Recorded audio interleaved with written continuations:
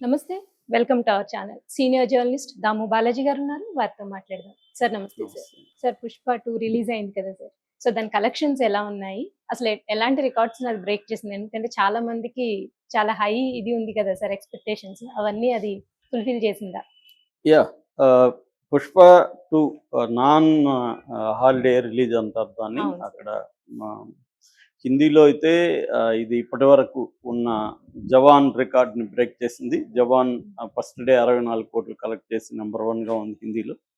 దాన్ని ఇది బ్రేక్ చేసింది. 67 క్రోర్స్ నెట్ ఇప్పుడు ఈ 'పుష్ప' హిందీ మాత్రమే.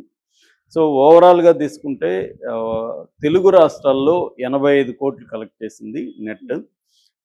అందులో తర్వాత తమిళనాడులో 7 కోట్లు, కర్ణాటకలో 1 కోటి, కేరళలో 5 కోట్లు, యూఎస్ఏలో 35 కోట్లు, ప్రీమియర్ షోలకి 10 క్రోర్స్. ఓవరాల్‌గా ఇప్పటివరకి మనకు అందుతున్న సమాచారం ప్రకారం ఇంకా అఫీషియల్‌గా అనౌన్స్ చేయలేదు కానీ మొత్తం ట్రేడ్ పండిట్స్ గ్యాదర్ చేసిన సమాచారం ప్రకారం నెట్టే 200 క్రోర్స్ దాటేసింది. ఇప్పటి వరకు మనకి ఉన్న రికార్డ్స్ ఏముంటే 'త్రిబుల్-ఆర్' 223 కోట్లు, 'బాహుబలి 2' 218 కోట్లు, 'కల్కి' 191 కోట్లు, 'సలార్' 178 కోట్లు, 'కేజీఎఫ్ 2' 165 కోట్లు ఉన్నాయి. దాని తర్వాత 'పఠాన్', 'జవాన్' ఇవి హై రికార్డ్స్ ఇప్పటివరకు ఉన్నది. దీన్ని ఇది బ్రేక్ చేస్తుందని చెప్తున్నారు. మొత్తంగానే అఫీషియల్ కలెక్షన్ వస్తే దాదాపు 250 కోట్లకి ఇది వెళ్ళే అవకాశం ఉంది. సో ఇది 'త్రిబుల్-ఆర్'ని, 'బాహుబలిని' కూడా దాటేసి నంబర్ 1 పొజిషన్లోకి వెళ్తుంది. ఈరోజు ఈవినింగ్ లోపల మనకి డేటా వస్తుంది, పక్కా డేటా.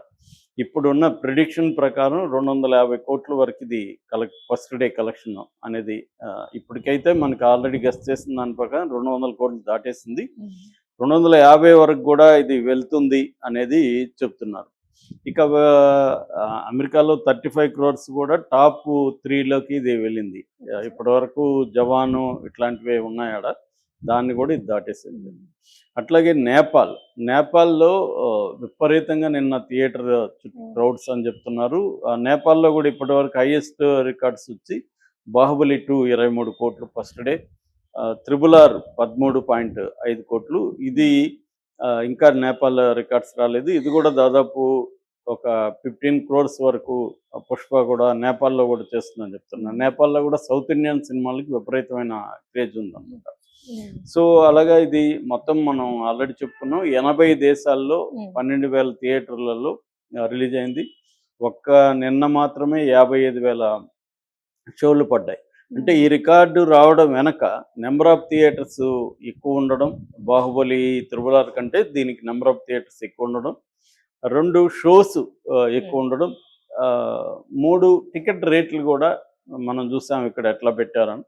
ఇవన్నీ కూడా కారణాలుగా చెప్పుకోవచ్చు. ఏదేమైనా దీని క్రేజ్ ఏంటంటే అక్రాస్ ద గ్లోబ్ ఓవరాల్గా ఇది విపరీతంగా అన్ని రకాల ప్రేక్షకుల్ని అలరించిందని చెప్పొచ్చు. హిందీలో ఈ రికార్డ్ అనేది సాధారణమైన విషయం కాదు. ఎందుకంటే ఇప్పుడు 'త్రిబుల్-ఆర్' చేసిందంటే ఆల్రెడీ రాజమౌళి తెలుసు, 'బాహుబలి' ఈ ఫేమ్ ఉంది. రెండోది దాని 'బాహుబలి' బ్యాచ్ కానీ లేకపోతే 'త్రిబుల్-ఆర్' టీం కానీ వీళ్ళు పబ్లిసిటీకి పెట్టిన డబ్బులు కూడా మామూలు విషయం కాదు. నిజానికి అంత ఖర్చు 'పుష్ప'కు పెట్టలేదు. 'బాహుబలి' ఒక 'త్రిబుల్-ఆర్'తో పోలిస్తే ఆ రేంజ్లో పబ్లిసిటీ ఎక్స్పెన్సెస్ అనేవి దీనికి లేవు. ఎందుకంటే 'బాహుబలి' కానీ 'త్రిబుల్-ఆర్' కానీ, ముఖ్యంగా 'త్రిబుల్-ఆర్' వాళ్ళు టార్గెట్ వచ్చి ఆస్కార్ అన్నమాట.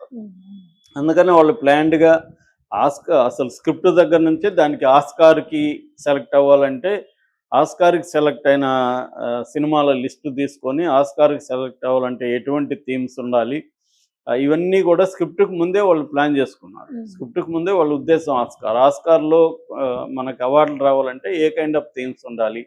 అందుకనే వాళ్ళు హిస్టారిక్గా వెళ్ళి ఒక దేశ స్వాతంత్ర ఉద్యమంలో పాల్గొన్న ఇద్దరు వేరు కాలాల్లో ఉన్న వాళ్ళని కలపడం, ఇవన్నీ కూడా ప్లాన్డ్గా వాళ్ళు ఆస్కార్ను ఉద్దేశించి ప్లాన్డ్గా చేస్తారు. దానికి తగినట్టే కాస్టింగ్ అవన్నీ పెట్టుకున్నారు. దానికి తగినట్టే పబ్లిసిటీ కూడా ముందు నుంచి ప్లాన్ చేసుకుంటూ వెళ్ళారు. ఆస్కార్లో కమిటీలో 10,000 మంది ఉంటే ఆ 10,000 మందిని వీళ్ళు అప్రోచ్ అయ్యి వాళ్ళని ఇన్వాల్వ్ చేయగలిగారు.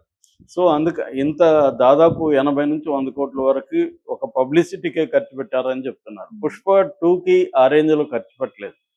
పుష్ప 1తో పోలిస్తే దీన్ని బాగా పెట్టారు కానీ బాహుబలి త్రిబుల్ ఆర్తో పోలిస్తే అంత పెట్టకపోయినా కూడా ఇదేంటంటే ఒక రకంగా మౌత్ టాక్ వెళ్ళింది. అందుకనే రాజమౌళి కూడా పుష్ప 2కి పబ్లిసిటీ అక్కర్లేదు, పబ్లిసిటీకే ఇది కావాలని ఎందుకు చెప్పాడంటే వీళ్ళు పబ్లిసిటీ చేయకుండానే దీనికి మౌత్ టాక్తో వెళ్ళిపోయింది. అట్లాగే ట్రైలర్ కానీ వీళ్ళు రిలీజ్ చేసిన సాంగ్స్ కానీ ఇవన్నీ కూడా ప్రజల్లోకి బాగా వెళ్ళిపోయినాయి. ఎందుకంటే పుష్ప 1 పెద్ద హిట్ అయింది కాబట్టి ఆ సాంగ్స్ ముఖ్యంగా విపరీతంగా వేల లక్షల మంది రీల్స్ చేశారు ఏంది అక్రాస్ ఇండియా అనమాట. సో అందువల్ల పుష్ప 2కి ఆ క్రేజ్ ఏర్పడింది. రెండోది ఏంటంటే ఈ కైండ్ ఆఫ్ ఒక డౌన్ ట్రాడన్గా ఉన్న వ్యక్తి, ఒక మామూలు కూలీ, ఒక ఒక స్మగ్లింగ్ సామ్రాజ్య కింగ్గా మారే ఒక థీమ్ కూడా ముఖ్యంగా మాస్ అంటాం కదా శ్లోకాల్లో, మాస్ కావచ్చు, లంపెన్ ఇది కావచ్చు, కూలీలు ఇలాంటి వాళ్ళకి ఇది కనెక్ట్ అయింది. ఎందుకంటే ముంబై ఈ మధ్యకాలంలో గ్లోబలైజేషన్ తర్వాత ఇండియాలో వచ్చిన మార్పు, సినిమాల్లో వచ్చిన మార్పు ఏంటంటే ఈ మాస్ని అడ్రస్ చేసే సినిమాలు తగ్గిపోవడం, కొద్దిగా క్లాస్ టచ్ ఉన్నది. ముఖ్యంగా హిందీ అయితే కంప్లీట్గా మాస్ సినిమాలు తీయడం ఆపేశారు. అందుకని అక్కడ భోజ్పూరి ఇండస్ట్రీ కూడా పెద్ద ఎత్తున రావడానికి కారణం ఏమంటే ఈ మాస్ పాపులేషన్ని అడ్రస్ చేసే సినిమాలు, వాళ్ళు ఐడెంటిఫై చేసుకోగలిగిన సినిమాలు అనేవి హిందీలో లేకపోవడం వల్ల భోజ్పురి లాంగ్వేజ్లో నుంచి వచ్చాయి. నిజానికి భోజ్పురికి స్క్రిప్ట్ ఉండదు, భోజ్పురి మాట్లాడే ఓన్లీ స్పోకన్ లాంగ్వేజ్ అది. కానీ వరల్డ్ వైడ్గా వాళ్ళకు 20 కోట్ల పాపులేషన్ ఉంటారు. కేవలం భోజ్పూరి వాళ్ళే చూడలేదు, అది వరల్డ్ వైడ్గా హిందీ పాపులేషన్ కూడా దాన్ని చూశారనమాట. ఆ రకంగా ఇది మాస్ పాపులేషన్లోకి పుష్ప 2 కూడా వెళ్ళడం వల్లే ఇంత పెద్ద హిట్ అయింది. అందుకని మనకు పాట్నాలో పుష్ప 2 వాళ్ళు మీటింగ్ పెట్టినప్పుడు ఏ రేంజ్ హిట్ అయిందో మనం చూసాం. సో ఆ మీటింగ్, సో అందువల్ల ఇప్పుడు నార్త్ ఇండియాలో కూడా ఈ స్థాయి కలెక్షన్ రావడానికి వెనక ఈ నేపథ్యం కూడా ఉంది. మనకి ఇప్పుడు షారుఖ్ ఖాన్ వీళ్ళు కానీ ఈ కైండ్ ఆఫ్ మాస్ సినిమాలు అనేవి వాళ్ళు తీసే పరిస్థితి లేదు ఖాన్స్. అందువల్ల చాలా ఆశ్చర్యకరంగా మనం ఎవరు ఊహించలేదు. ఇప్పటి వరకు ఏంటంటే ప్రభాస్ అంటే బాహుబలి ఎఫెక్ట్ కాబట్టి ఊహిస్తారు, అక్కడ రాజమౌళికి ప్రధాన పేరు వచ్చింది. దాని ఎఫెక్ట్గా ప్రభాస్కి టాప్లోకి వెళ్ళిపోయాడు, కాన్స్లో టీంలోకి ప్రభాస్ వెళ్ళిపోయాడు. అయితే ఇతనికి ఇప్పటి వరకు సుకుమార్ కూడా పాన్ ఇండియా సినిమాలు ఏవి తీయలేదు, ఇతను కూడా పాన్ ఇండియా సినిమాలే కాదు 500 క్లబ్ కూడా ఇప్పటి వరకు అల్లు అర్జున్ పేరుతో లేదు. అట్లాంటిది ఇది ఒక పెద్ద లీప్, ఒక పెద్ద గెంతు అని చెప్పొచ్చు అల్లు అర్జున్ కెరీర్లో.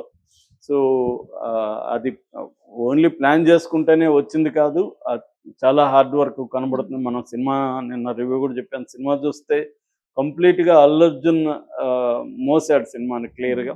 అంటే సుకుమార్ క్లవర్ స్క్రీన్ ప్లే అవన్నీ ఉన్నా కూడా అల్లు అర్జున్ లేకపోతే ఈ సినిమా ఈ స్థాయిలో ఆడేది కాదు, ఆ స్థాయిలో కన్విన్స్ చేయగలిగాడు. మనకు సినిమా చూస్తున్నంతసేపు అల్లు అర్జున్ గుర్తురాడు, క్యారెక్టరే పుష్పరాజ్ అనే క్యారెక్టరే గుర్తొస్తుంది. అంతగా ఇన్వాల్వ్ చేయడం కానీ, ముఖ్యంగా జాతర దీంట్లో అతను వేసిన స్టెప్స్ కానీ అవన్నీ కూడా ఎంత హార్డ్ వర్క్ చేస్తుంటే ఈ అవుట్పుట్ వచ్చిందా అన్న ఇది వస్తుంది మనకి. ఎందుకంటే సినిమా చూసినాక మనం 3 గంటల సినిమా చూస్తాం కానీ షూటింగ్ 3 ఏళ్ల పాటు జరిగింది, 3 ఏళ్ల పాటు కన్సిస్టెంట్గా పదే చేయడం. రెండోది పాన్ ఇండియా అనేసరికి